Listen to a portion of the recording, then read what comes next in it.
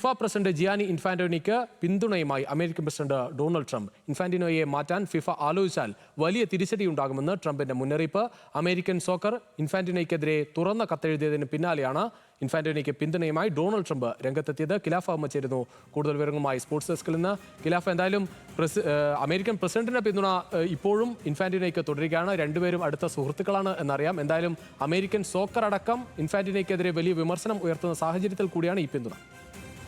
തീർച്ചയായും രുചിഷ, നമുക്കറിയാവുന്നതുപോലെ തന്നെ അടുത്ത സുഹൃത്തുക്കളാണ് ഇൻഫാന്റിനോയും ട്രംപും. അതുകൊണ്ട് തന്നെ ഇരുവരും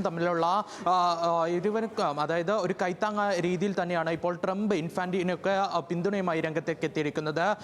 കഴിഞ്ഞ ദിവസം, അതായത് അമേരിക്കൻ സോക്കർ അടക്കം, അതേപോലെ തന്നെ ഈ ലോകകപ്പിനെ വേദിയായിട്ടുള്ള അല്ലെങ്കിൽ ആതിഥേയത്വം വഹിച്ച കാനഡ അടക്കമുള്ള രാജ്യങ്ങൾ ഇൻഫാന്റിനോയ്ക്കെതിരെ പടയൊരുക്കം നടത്തുമ്പോഴാണ് ഇപ്പോൾ വലിയ രീതിയിലുള്ള പിന്തുണയുമായി ഡൊണാൾഡ് ട്രംപ് എത്തിയിരിക്കുന്നത്. അത് ഇൻഫാന്റിനോ എന്ന് പറയുന്നത് ഫിഫയുടെ ഏറ്റവും വലിയ അല്ലെങ്കിൽ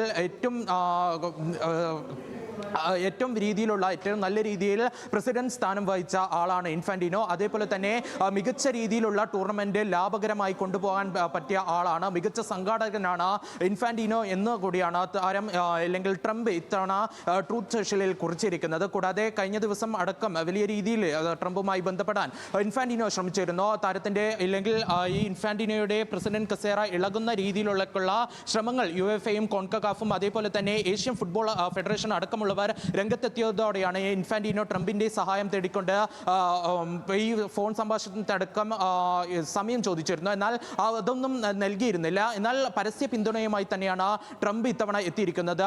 ഈ ഒരു ട്രംപിന്റെ വിശ്വസ്തന് എന്ന് വേണമെങ്കിൽ പറയാവുന്ന രീതിയിലാണ് ഇത്തവണ മുന്നോട്ട് പോകുന്നത്. കൂടാതെ 2034 വേൾഡ് കപ്പ് അടക്കം അമേരിക്ക ഒറ്റയ്ക്ക് ആതിഥേയത്വം വഹിക്കാൻ ശ്രമിക്കുന്നതിനിടെയാണ് ഇപ്പോൾ വീണ്ടും ഒരു അല്ലെങ്കിൽ മാർച്ചിൽ പ്രസിഡന്റ് സ്ഥാനം അടുത്ത വർഷം നടക്കാനിരിക്കുകയാണ്.